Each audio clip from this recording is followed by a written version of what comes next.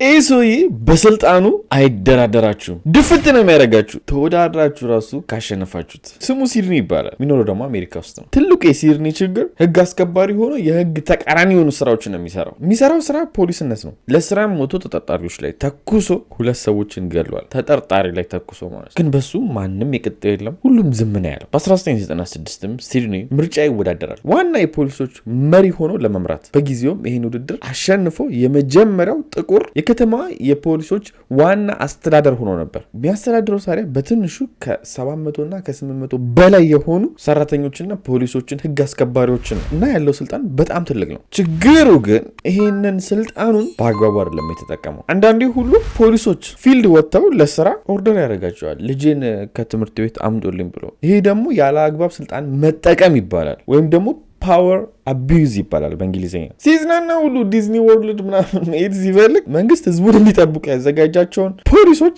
ለሱ ሹፌር አድርጎ እዛ እንዲወስዱት እንዲያመላልሱት፣ ብቻ መጠቀም የሌለበትን ኃይል ስልጣኑን ተጠቅሞ ይፈጽማል። ኢቭን አንዳንዴ መንግስት ያዘጋጃቸውን ጠበቃዎች ለግል ጥቅሙ ራሱ እንዲቆሙለት ያደርጋል። በዛ ላይ የሆነ ነገር ቤተሰቡ ቢሆን ለመንግስት ስራ የቆሙትን ሰራተኞች ለቤተሰቡ እንዲሰሩ ያደርጋቸዋል። አሁን እኚህ ሁሉ ነገር ስነግራችሁ ያው አፍሪካ ውስጥ እንደመኖራችን እንዴ ታዲያናንኝ እኮ ኖርማል ናቸው ልትሉ ትችላላችሁ። ምን እንደሚሰማችሁ አውቃለሁ። ግን አሜሪካ ውስጥ ይሄ ትልቅ ፓወር አቢዩዝ ነው። አይቻልም።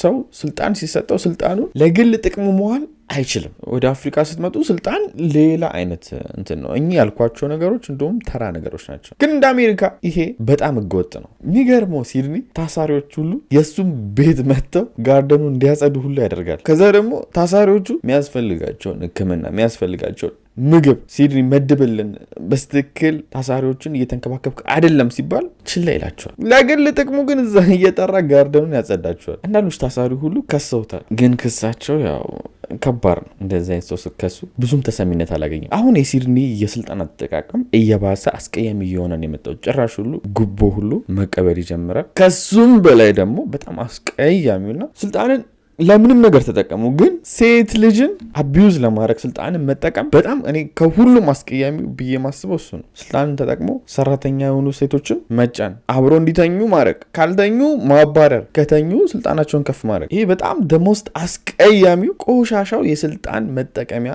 ነገር። ይሄ ሁሉ ነገር እያደረገ የሚያስቆሙ የለም። አመታቶች አለፉ።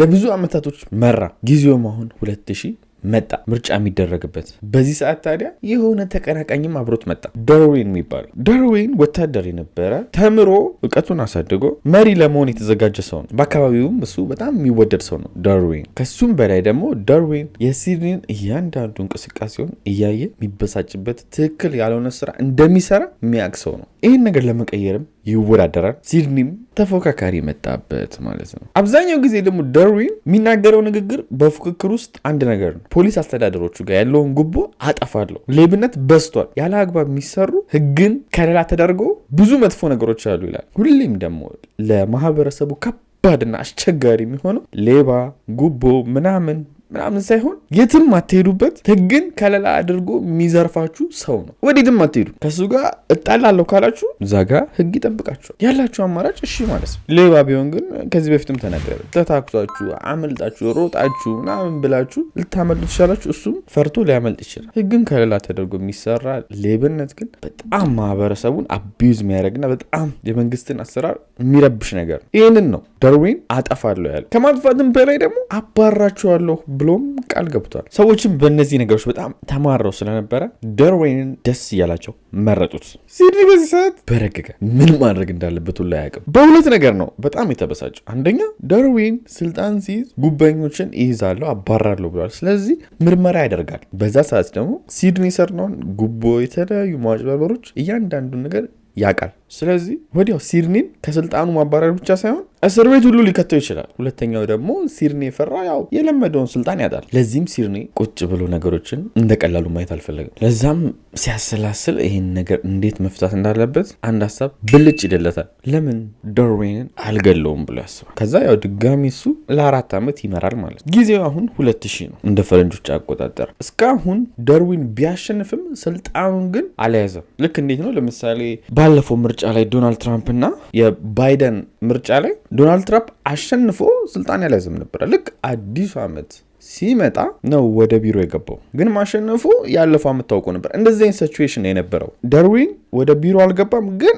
እንዳሸነፈ ይታወቃል። አሁን እየመራ ያለው ግን ለጊዜው ራሱ ሲድኒ ነው እና የሚገልለትን ሰው ማፈላለግ ጀመረ። የትምም ሩቅም ብዙም አልሄድም። እዛ ውስጥ የሚሰራ ፖሊስ ያናገራል፣ ፓትሪክ የሚባል። አብረውን ከፓትሪክ ጋር ብዙ ህገወጥ ስራዎችን ሰርተዋል። የሆነ ቀንም ታዲያ ለፓትሪክ ና ቤት ብሎ ይጠራዋል። ልክ ቤቱ ሲገኝ ፓትሪክ በወረቀት ጽፎ ይሰጠዋል። በወረቀት የጻፈበት ምክንያት ኤፍቢአይም ሊሆን ይችላል፣ የተለያዩ ስፓዮች ወይም ሰላዮች ይሰሙናል ብሎ በማሰብ እሱን ፍራቻ ነው በወረቀት ጽፎ የሰጠው። በማይክሮፎን ከሩቅ ነው ወይም ደግሞ በስልካችን ያው ይሰሙናል በሚለው ማለት ነው። ለዛ ጎን ለጎን ሆነውም አያወሩም፣ በወረቀት ነው የሚያወሩት። ፓትሪክም ይህን ነገር ሲያይ ምንም አላለም፣ እሺ አለ። ግን ደግሞ ከሄደ በኋላ ቁጭ ብሎ ሲያስበው ጨነቀው። ብዙ ነገሮችን ሰርቶ ያውቃል፣ ብዙ ህገወጥ ነገሮችን ጉቦ አርጎ ያውቃሉ። ግን ሰው ገሎ ስለማያውቅ ጨነቀው። ትንሽም ነገር ደግሞ ኮሽ ብሎ ከተሰማ ሊያዝ እንደሚችል ያውቃል። እናም ለሲድኒ ሄዶ ብቻዬን ማድረግ ፈራው ይለዋል። ለዚህም ታዲያ ሲድኒ እሺ የሚያስፈልገን ሰው ጨምር ይለዋል። ፓትሪክም ታዲያ የሚቀርባቸውን ሌሎች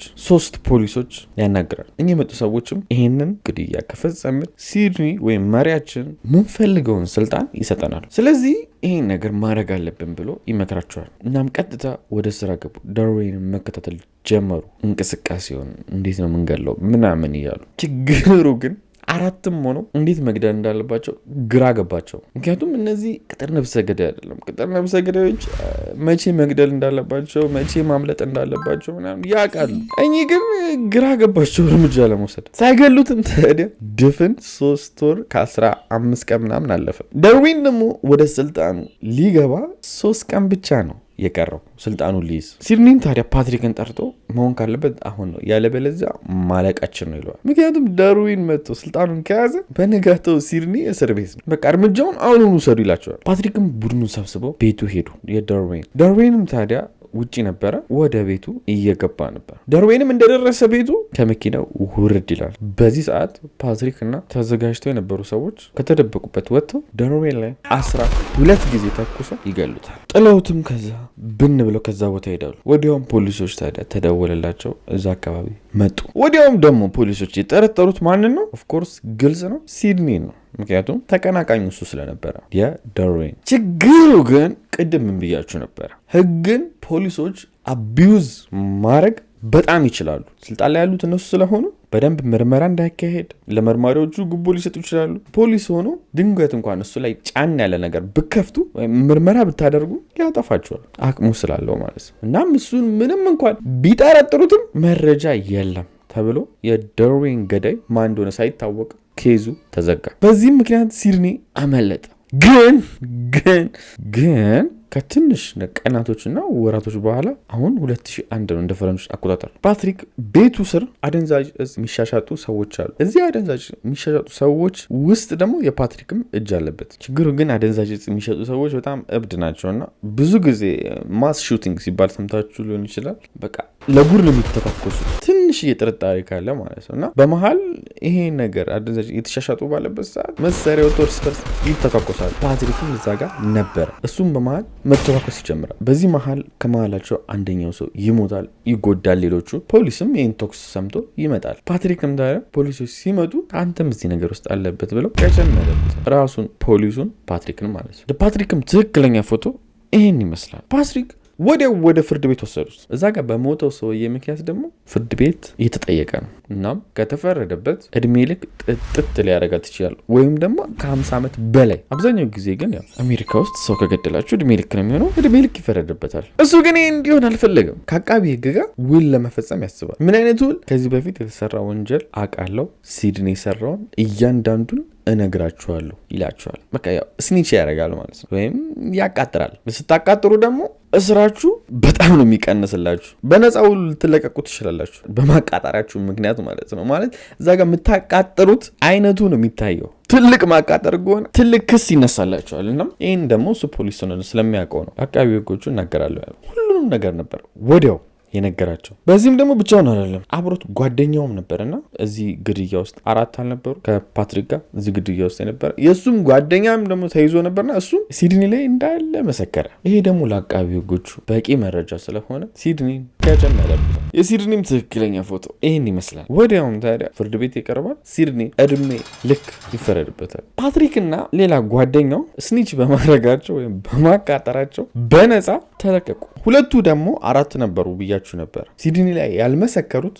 እነሱ ተይዘው እድሜ ልክ እነሱ ላይም ተፈረደ። እስር ቤት ለነሱ ቀላል አይሆንም። ፖሊሶች ሲታሰሩ መከራቸውን ነው ይበሉት። እስካሁንም ጸጥ አድርጓቸው ሊሆን ይችላል እስር ቤት። የዛሬ እውነተኛ ታሪካችን ይህን ይመስላል። በቀጣይ እንገናኛለን። ወዳችኋለሁ። ላይክ፣ ሰብስክራይብ ማድረጋችሁን ደረሱ። ቻው